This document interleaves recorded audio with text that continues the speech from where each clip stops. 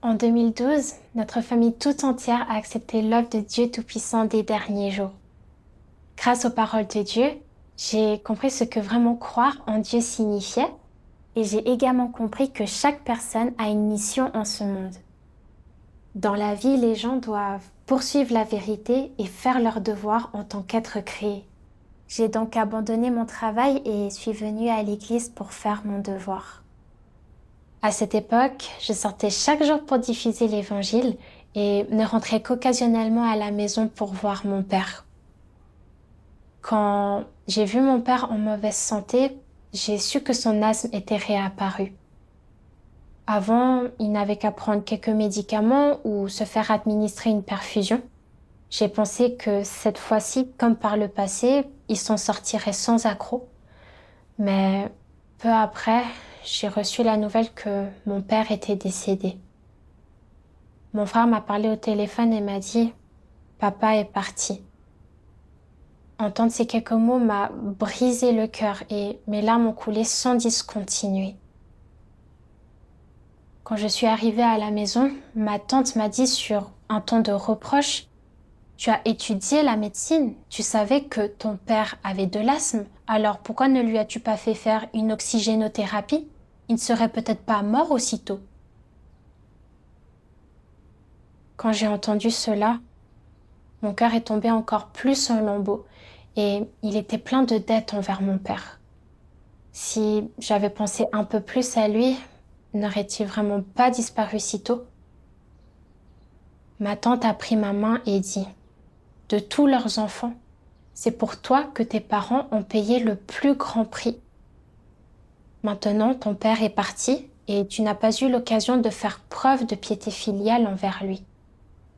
À l'avenir, tu dois t'occuper convenablement de ta mère. » J'ai acquiescé, en silence, pensant à la façon dont mes parents m'avaient élevée, m'avaient donné une éducation et me considéraient comme une source de fierté. Cependant, avant que j'aie pu faire quoi que ce soit pour l'un d'entre eux, mon père s'était éteint. Je devais assumer ma responsabilité de prendre soin de ma mère. Je ne pouvais pas la laisser souffrir. Après cela, même si je faisais mon devoir chaque jour, dès que j'avais du temps libre, je me disais, si je ne trouve pas un travail et ne gagne pas d'argent, comment ma mère va-t-elle vivre à l'avenir? Si je ne peux pas m'occuper de ma mère et me donne une raison supplémentaire de ressentir des remords, je le regretterai toute ma vie. J'ai donc commencé à chercher un travail tous les jours après avoir terminé de faire mon devoir. En mars 2013, j'ai trouvé un travail et j'étais en train de me préparer pour aller travailler. Mais au moment où j'allais quitter la maison de ma sœur, qui m'avait hébergée, je suis devenue extrêmement triste. Un hymne résonnait encore et encore dans ma tête. Tombée dans le péché, je me lève en lumière. Tu m'exaltes tant, je suis reconnaissant. Dieu incarné souffre, moi, une personne corrompue, je devrais souffrir encore plus. Si je cédais aux ténèbres, comment verrais-je Dieu?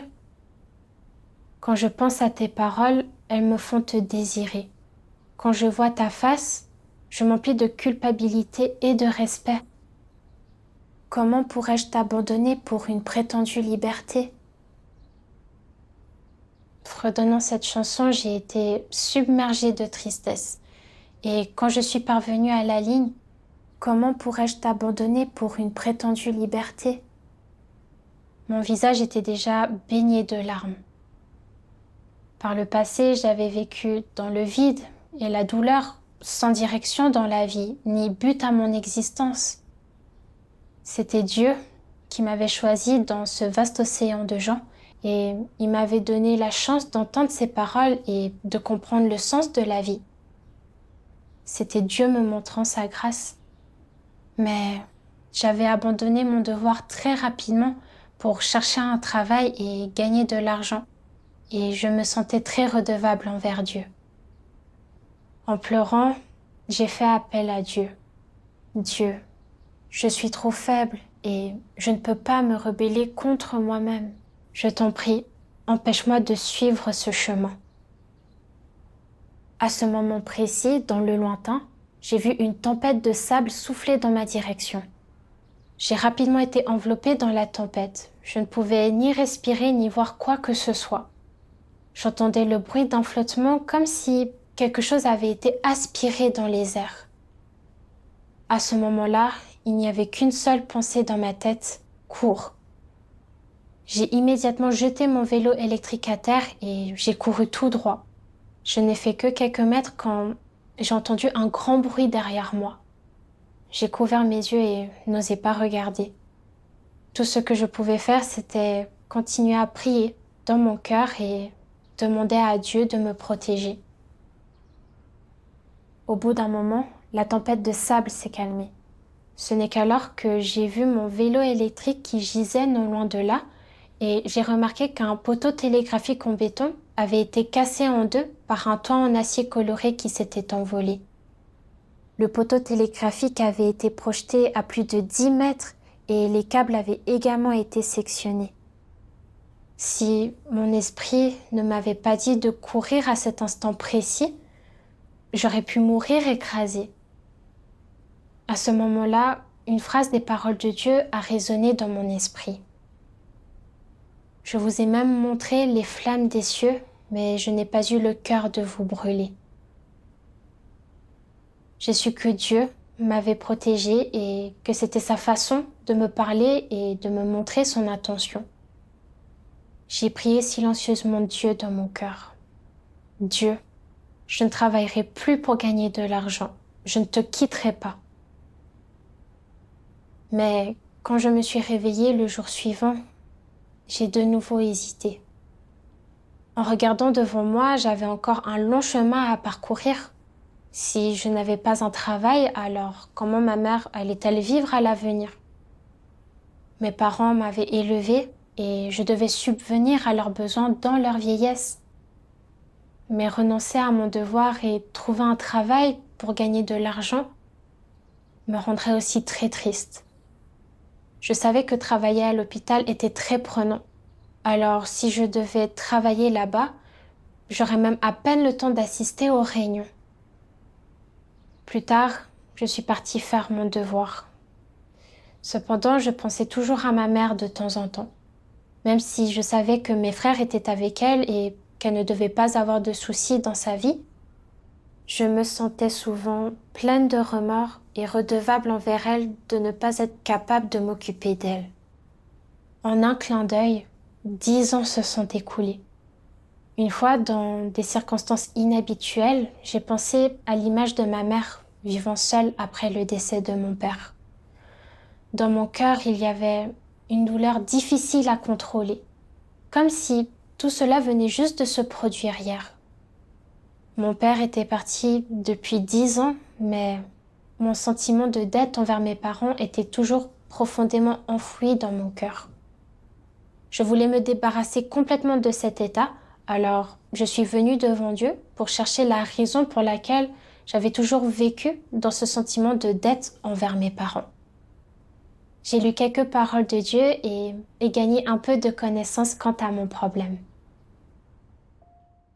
Dieu Tout-Puissant dit: dans le monde des non-croyants, un dicton dit: les corbeaux remercient leur mère en la nourrissant, et les agneaux s'agenouillent pour téter le lait de leur mère. Un autre dicton dit: une personne sans piété filiale est pire qu'une bête. Comme ces dictons semblent grandioses, en fait, les phénomènes évoqués par le premier dicton, les corbeaux remercient leur mère en la nourrissant, et les agneaux s'agenouillent pour téter le lait de leur mère, existent réellement. Ce sont des faits. Cependant, il s'agit seulement de phénomènes appartenant au règne animal. Il s'agit simplement d'un type de loi que Dieu a établi pour diverses créatures vivantes. Loi que toutes sortes de créatures vivantes respectent, y compris les êtres humains. Le fait que toutes sortes de créatures vivantes respectent cette loi démontre en outre que toutes les créatures vivantes sont créées par Dieu. Aucune créature vivante ne peut enfreindre cette loi, et aucune créature vivante ne peut la transcender. Même des carnivores relativement féroces, comme les lions et les tigres, élèvent leurs petits et ne les mordent pas avant qu'ils aient atteint l'âge adulte. Il s'agit là d'un instinct animal. Tous les animaux, quelle que soit leur espèce, qu'ils soient féroces ou gentils et doux, possèdent cet instinct. Toutes sortes de créatures, y compris les êtres humains, ne peuvent continuer à se multiplier et à survivre qu'en respectant cet instinct et cette loi. Si ces créatures ne respectaient pas cette loi, ou si elles n'avaient pas cette loi et cet instinct, elles ne pourraient pas se multiplier et survivre. La chaîne biologique n'existerait pas. Pas plus que ce monde, n'est-ce pas exact? Le dicton « Les corbeaux remercient leur mère en la nourrissant et les agneaux s'agenouillent pour téter le lait de leur mère » démontre précisément que le monde animal respecte ce type de loi. Toutes sortes de créatures vivantes ont cet instinct. Une fois que leurs petits sont nés, les femelles ou les mâles de l'espèce concernée s'en occupent et les élèvent jusqu'à ce qu'ils soient adultes.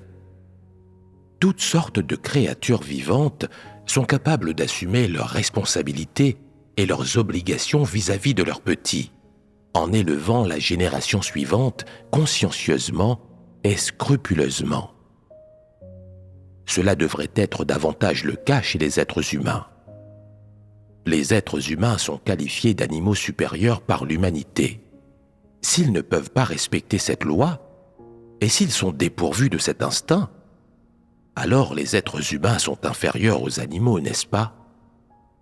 Par conséquent, peu importe combien tes parents ont pris soin de toi tandis qu'ils t'élevaient, et combien ils ont assumé leurs responsabilités vis-à-vis de toi, ils faisaient par instinct seulement ce qu'ils étaient censés faire dans les limites des capacités d'un être humain créé. Toutes sortes de créatures vivantes et d'animaux possèdent cet instinct et suivent et respectent parfaitement ces lois, et ils les mettent en œuvre à la perfection. C'est quelque chose que personne ne peut détruire. On trouve également certains animaux particuliers, comme les tigres et les lions. Quand ces animaux atteignent l'âge adulte, ils quittent leurs parents, et certains mâles deviennent même des rivaux. Ils se mordent, s'affrontent et se battent si nécessaire. C'est normal, il s'agit d'une loi. Ils ne sont pas très affectueux, et ils ne vivent pas selon leurs sentiments, comme les hommes qui disent « Je dois rendre leur bonté à mes parents, je dois les dédommager, je dois leur obéir. Si je ne fais pas preuve de piété filiale, les autres vont me condamner, me réprimander et me critiquer à mon insu. Je ne pourrai pas le supporter. » On ne parle pas de ces choses dans le monde animal. Pourquoi les hommes disent-ils de telles choses?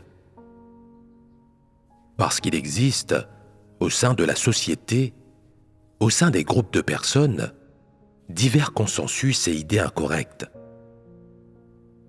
Quand les gens ont été influencés, rongés et pourris par ces choses, différentes manières d'interpréter et de gérer la relation parent-enfant apparaissent en eux, et ils finissent par traiter leurs parents comme s'il s'agissait de créanciers. Des créanciers qu'ils ne pourront jamais dédommager de toute leur vie. Il y a même des personnes qui se sentent coupables toute leur vie après la mort de leurs parents et qui pensent qu'ils sont indignes de la bonté de leurs parents parce qu'ils ont fait quelque chose qui n'a pas rendu leurs parents heureux ou qui n'a pas tourné comme leurs parents l'auraient voulu. Vous ne pensez pas que c'est excessif? Les gens vivent selon leurs sentiments, de sorte qu'ils ne peuvent qu'être envahis et perturbés par diverses idées qui en découlent. Quoi qu'il en soit, en t'élevant, tes parents assument une responsabilité et une obligation. T'élever pour faire de toi un adulte est leur obligation et leur responsabilité. Et on ne peut pas appeler ça de la bonté. Si on ne peut pas appeler ça de la bonté, alors ne s'agit-il pas de quelque chose dont tu devrais profiter ? Il s'agit d'une sorte de droit dont tu devrais profiter. Tu devrais être élevé par tes parents, parce qu'avant d'atteindre l'âge adulte, le rôle que tu joues est celui d'un enfant que ses parents élèvent. Par conséquent, tes parents ne font qu'assumer un genre de responsabilité envers toi, et tu ne fais que recevoir cela de tes parents. Mais tu ne reçois assurément pas d'eux la grâce ou la bonté. Pour toute créature vivante, porter des enfants et s'en occuper, se reproduire et élever la génération suivante est une forme de responsabilité. Ainsi, les oiseaux, les vaches, les moutons et même les tigres doivent s'occuper de leurs petits après s'être reproduits. Il n'y a pas de créature vivante qui n'élève pas leur progéniture. Il est possible qu'il y ait certaines exceptions, mais celles-ci ne sont pas nombreuses. Il s'agit d'un phénomène naturel dans l'existence des créatures vivantes. Il s'agit d'un instinct chez les créatures vivantes qui ne peuvent pas être attribuées à la bonté. Les animaux et l'humanité ne font que respecter une loi que le Créateur a établie pour eux. Par conséquent, le fait que tes parents t'élèvent ne relève pas d'une forme de bonté. Sur cette base, on peut dire que tes parents ne sont pas tes créanciers. Ils assument les responsabilités qu'ils ont envers toi. Quels que soient les efforts et l'argent qu'ils te consacrent, ils ne devraient pas te demander de les dédommager, parce qu'il s'agit là de leur responsabilité en tant que parents. Puisqu'il s'agit d'une responsabilité et d'une obligation, tout cela devrait être gratuit, et tes parents ne devraient pas demander à être dédommagés. En t'élevant, tes parents ne font qu'assumer leurs responsabilités et leurs obligations, ce qui ne devrait pas être rémunéré et ne devrait pas donner lieu à une transaction. Tu n'as donc pas à aborder tes parents ou à gérer ta relation avec eux en te disant que tu dois les dédommager. Si tu traites effectivement tes parents en fonction de cette idée, si tu leur rends l'appareil, et si tu gères ta relation avec eux en fonction de cette idée, tout cela est inhumain. En même temps, c'est susceptible de te rendre contraint et lié par tes sentiments charnels, et il te sera difficile de te sortir de cet imbroglio au point que tu pourrais même perdre ton chemin. Grâce à ces paroles de Dieu, j'ai compris que le fait que les parents élèvent leurs enfants n'est pas du tout une sorte de bonté. C'est une loi et un instinct que Dieu a ordonné pour tous les êtres vivants. Chaque type d'animal, qu'il soit doux ou féroce, fait tout ce qu'il peut pour élever ses petits en fonction des conditions environnementales. C'est sa responsabilité et son obligation, ainsi qu'un instinct qui lui a été donné par Dieu. Ce n'est qu'en respectant cet instinct et cette loi que les créatures vivantes peuvent continuer à se multiplier et à survivre. Les humains sont aussi comme ça. C'est la responsabilité et l'obligation des parents d'élever leurs enfants, et c'est quelque chose d'inné que Dieu leur a accordé, quelque chose que les humains font instinctivement. Depuis la naissance, mes parents nous avaient élevés, mes frères, mes sœurs et moi. Mon frère cadet voulait apprendre un métier, alors ma mère l'a laissé étudier pour devenir chef cuisinier. J'aimais plutôt étudier et mes notes étaient toujours bonnes. Mes parents m'ont aidé à cultiver mon esprit studieux et ils ont dépensé beaucoup d'énergie et d'argent pour moi. Ma mère avait dit qu'ils nous soutiendraient tous si nous voulions étudier. Ma mère remplissait sa responsabilité d'élever ses enfants et cela ne peut être perçu comme une transaction. Mes parents m'avaient toujours soutenue dans ma croyance en Dieu et dans l'accomplissement de mon devoir. Même si mon père était décédé, ma mère n'avait pas exigé que je m'occupe d'elle. Elle espérait seulement que je pourrais croire en Dieu et faire mon devoir de tout mon cœur. Cependant, depuis le début, j'avais laissé la culture traditionnelle affecter la façon dont je voyais ma relation avec mes parents. La piété filiale est une vertu à pratiquer avant tout. Les enfants espèrent subvenir aux besoins de leurs parents quand ceux-ci sont âgés, mais le temps n'attend pas. Tout comme l'arbre rêve de calme, mais le vent ne se calme pas. Les corbeaux remercient leur mère en la nourrissant, et l'agneau s'agenouille pour téter le lait de sa mère. Et une personne qui n'a pas de piété filiale envers ses parents est inférieure à une bête. De telles idées m'avaient été instillées dès mon plus jeune âge, et je croyais que l'amour de mes parents était le plus grand amour dans le monde. Ce n'est que si j'avais de la piété filiale envers eux, et que je les remboursais matériellement et spirituellement, que je serais une fille avec de la piété filiale et une bonne personne. Le décès soudain de mon père m'avait fait comprendre encore mieux la culpabilité irréparable exprimée dans la phrase « Les enfants espèrent subvenir aux besoins de leurs parents quand ceux-ci sont âgés, mais le temps n'attend pas. » Ainsi, après le décès de mon père, je voulais trouver un travail et gagner de l'argent, subvenir aux besoins de ma mère et lui montrer ma piété filiale.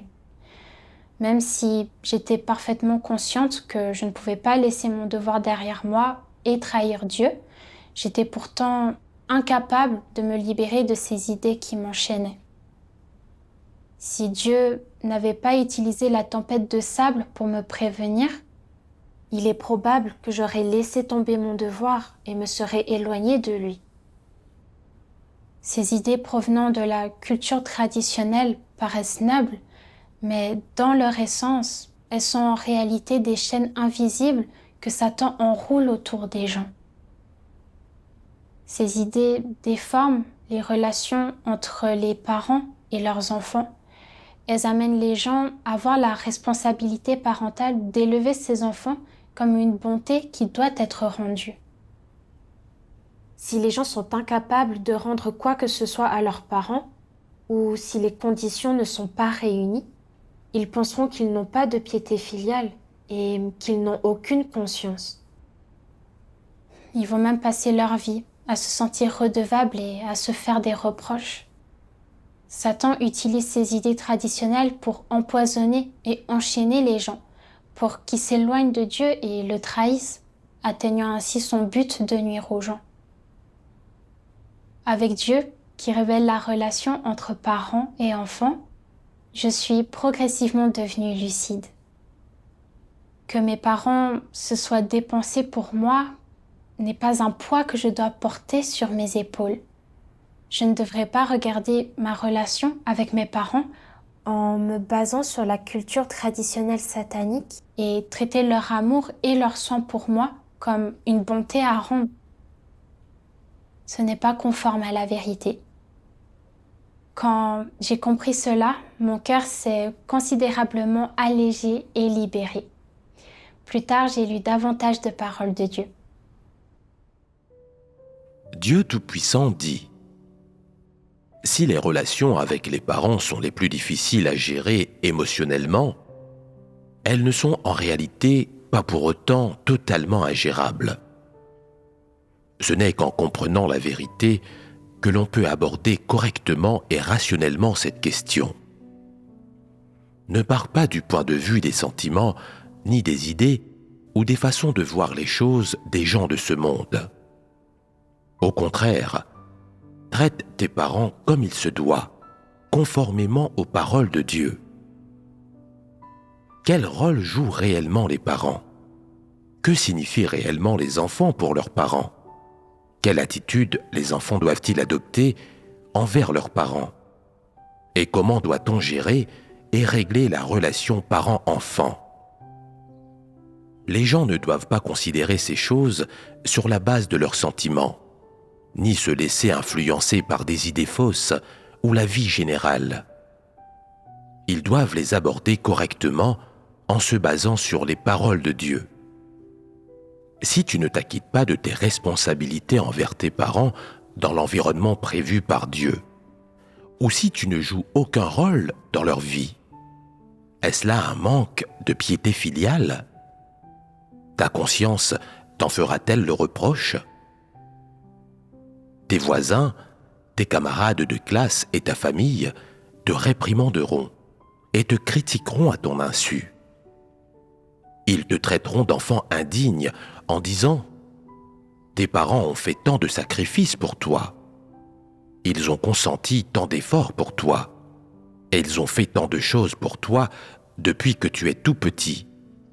Mais toi, enfant indigne que tu es, tu disparais sans laisser de traces, sans même donner de nouvelles et dire si tu es en sécurité. Non seulement tu ne reviens pas pour le nouvel an, mais tu ne passes même pas un coup de téléphone. Tu n'envoies aucune salutation à tes parents. Chaque fois que tu entends ce genre de paroles, ta conscience saigne et pleure.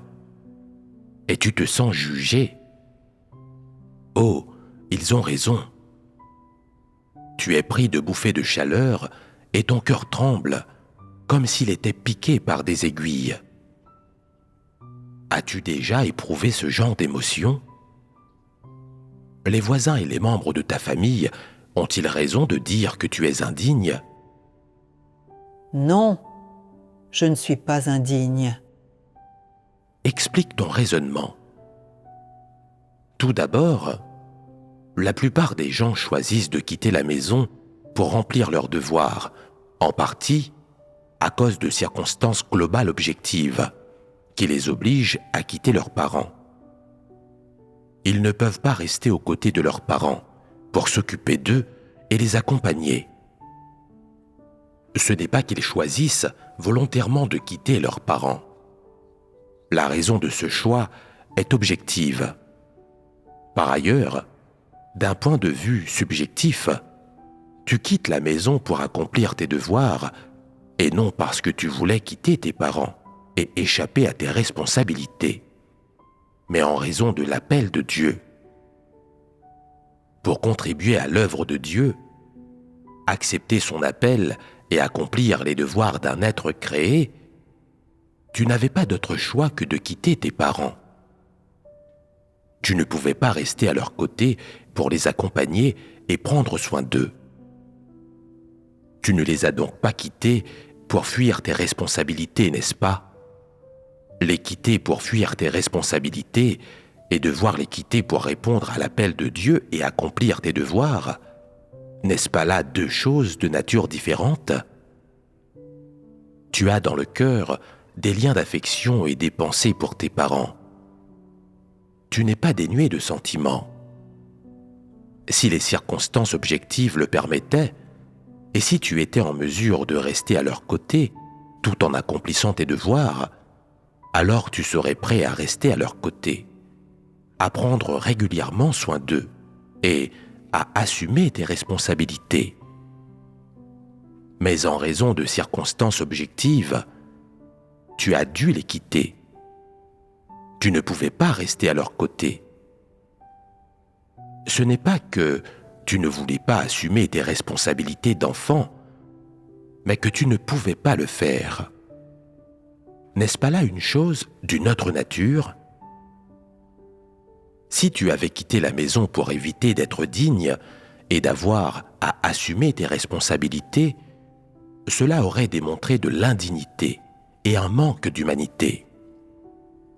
Tes parents t'ont élevé, mais tu étais impatient de déployer tes ailes et de voler par toi-même. Tu ne veux pas voir tes parents, et tu ne prêtes pas attention aux difficultés qu'ils rencontrent. Même si tu as les moyens de les aider, tu ne le fais pas. Tu fais semblant de ne rien entendre et tu laisses les autres dire ce qu'ils veulent de toi. tu ne veux tout simplement pas assumer tes responsabilités. C'est cela, être indigne. Mais est-ce le cas aujourd'hui? De nombreuses personnes ont quitté leur région, leur ville, leur province ou même leur pays pour remplir leurs devoirs, et elles sont déjà loin de leur ville natale. En outre, diverses raisons les empêchent de rester en contact avec leur famille. À l'occasion, elles demandent des nouvelles récentes de leurs parents auprès de personnes originaires de la même ville et sont soulagées d'apprendre que leurs parents sont toujours en bonne santé et qu'ils s'en sortent bien. En fait, tu n'es pas indigne. Tu n'as pas atteint le point où tu manquerais d'humanité, où tu ne voudrais même pas te soucier de tes parents ou assumer tes responsabilités à leur égard. C'est pour diverses raisons objectives que tu as dû faire ce choix, si bien que tu n'es pas déloyal. Grâce à ces paroles de Dieu, j'ai compris que si j'avais continuellement vécu dans mes sentiments de dette envers mes parents toutes ces années, c'était parce que j'avais été influencée et empoisonnée par la culture traditionnelle. Je pensais ne pas avoir été à la hauteur des dictons « Les corbeaux remercient leur mère en la nourrissant » et « Un acte de bonté reçu doit être rendu avec gratitude ». Je croyais que j'étais une fille sans piété filiale. Ma conscience était lourde et je ne pouvais retenir mes larmes. Grâce aux paroles de Dieu, j'ai finalement compris qu'il ne faut pas juger la conscience ni l'humanité d'une personne en se basant sur son comportement extérieur, mais plutôt sur l'essence de ses actions. C'est comme si, pendant ces années, je m'étais uniquement préoccupée de ma mère et voulais lui montrer de la piété filiale parce que croire en Dieu et faire mon devoir signifiait que je ne pouvais pas souvent être à ses côtés. De plus, la poursuite et la persécution du Parti communiste avaient signifié que j'avais dû fuir mon foyer et que je n'aurais pas la chance d'avoir de la piété filiale pour mes parents. Ce n'était pas que je n'avais pas de piété filiale ou que je voulais esquiver ma responsabilité. Ce problème était différent en essence du fait de réunir les conditions pour avoir de la piété filiale, mais ne pas l'être. Je ne devais donc pas confondre les deux. Je devais me regarder correctement en me basant sur les paroles de Dieu. Ce n'est qu'alors que je pourrais me débarrasser de la tromperie et des nuisances de Satan. Après cela, j'ai lu davantage de paroles de Dieu et j'ai vu plus clairement comment considérer correctement ma relation avec mes parents.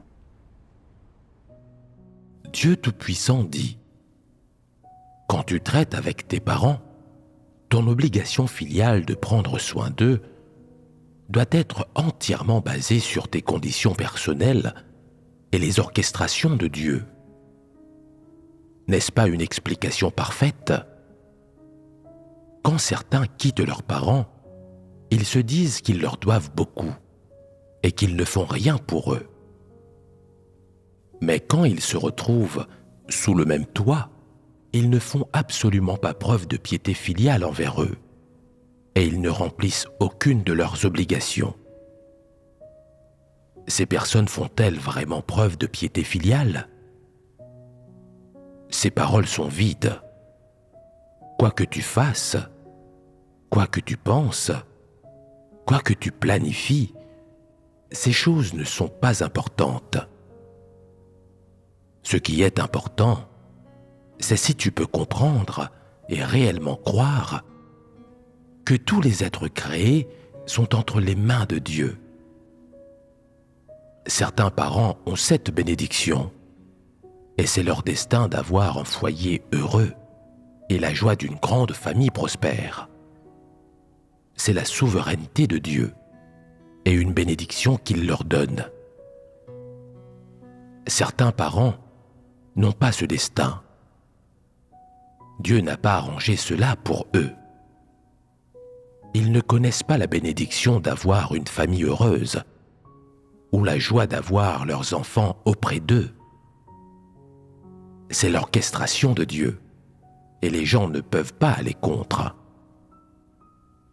Quoi qu'il en soit, en fin de compte, quand il s'agit de piété filiale, les gens doivent au moins avoir un état d'esprit de soumission. Si l'environnement le permet et que tu en as les moyens, alors tu peux faire preuve de piété filiale envers tes parents. Si l'environnement ne le permet pas et que tu manques de moyens, alors n'essaie pas de forcer. Comment appelle-t-on ceci ? On appelle ceci la soumission. Comment naît la soumission ? Quel est le fondement de l'obéissance ? La soumission est basée sur le fait que Dieu arrange et gouverne toutes ces choses. Bien que les gens puissent avoir envie de choisir, ce n'est pas possible. Ils n'en ont pas le droit et ils doivent se soumettre. Quand tu sens que les gens doivent se soumettre et que tout est orchestré par Dieu, ton cœur n'est-il pas plus calme ? Alors ta conscience te fera-t-elle encore des reproches ? Elle ne te fera plus de reproches constants, et l'idée de ne pas avoir été loyal envers tes parents ne te dominera plus. Tu y penseras peut-être encore de manière occasionnelle, car ce sont des pensées et des instincts normaux pour l'humanité, et personne ne peut les éviter. En présence du Créateur, tu es un être créé. Dans cette vie, tu ne dois pas seulement assumer tes responsabilités envers tes parents, mais aussi les responsabilités et les devoirs qui t'incombent en tant qu'être créé. Tu ne peux t'acquitter de tes responsabilités envers tes parents qu'en te conformant aux paroles de Dieu et aux vérités principes, et non en agissant pour eux selon tes besoins affectifs ou de ta conscience. Grâce à ces paroles de Dieu, j'ai compris que lorsqu'il s'agit des relations entre parents et enfants, dans l'environnement que Dieu a ordonné, les deux parties doivent mener à bien leurs responsabilités en se basant sur leurs propres capacités et conditions. En ce qui concerne le destin de l'homme, Dieu a déjà ordonné combien de souffrances et de bénédictions chacun va recevoir au cours de sa vie. Les parents ne peuvent pas décider des chemins que suivront leurs enfants à l'avenir, et les enfants ne peuvent pas changer le destin de leurs parents par leur propre dur labeur. Certains ont une certaine bénédiction tandis que d'autres ne l'ont pas. Rien de tout ceci ne peut être changé par la volonté et l'affection humaine. Ainsi, mes parents m'avaient élevée pour faire des études de médecine. Et bien qu'ils aient dépensé beaucoup d'argent, je ne travaillais finalement pas dans ce domaine. Dans le même ordre d'idées, je voulais avoir de la piété filiale pour mes parents, mais mon père était décédé trop tôt. Et je voulais avoir de la piété filiale pour ma mère, mais je ne pouvais jamais être à ses côtés. Par le passé, j'avais craint que ma mère ne souffre et je voulais toujours travailler dur pour l'aider à être plus heureuse dans la dernière partie de sa vie. Pour le dire franchement, je voulais épuiser toutes mes forces pour changer le destin de ma mère et créer du bonheur pour elle. Le fait est que je ne contrôle ni mon propre destin, ni ce que je fais dans cette vie, ni si je peux être heureuse ou pas. Comment pourrais-je changer le destin de ma mère ? J'ai compris à quel point j'étais stupide et arrogante. J'ai appris que lorsqu'il s'agit de considérer ma mère, j'ai juste besoin de prendre les choses comme elles viennent et d'assumer mes responsabilités conformément à mes propres conditions. Si je vivais avec ma mère et que les conditions étaient réunies pour que je prenne soin d'elle, alors je pourrais avoir de la piété filiale au mieux de mes capacités. Si je ne pouvais pas être auprès d'elle, je ne devais pas pour autant me sentir redevable. Étant un être créé, je ne dois que faire mon devoir correctement dans l'environnement que Dieu a arrangé pour moi. C'est cela qui est primordial. Il y a peu de temps, j'ai été en contact avec ma mère. Elle m'a dit que son plus grand bonheur dans la vie était d'être élu par Dieu et d'entendre sa voix, et que son plus grand souhait était de pouvoir bien faire son devoir et d'être digne du salut de Dieu. Elle m'a aussi dit de faire mon devoir du mieux possible. Après avoir lu la lettre de ma mère, j'ai pleuré.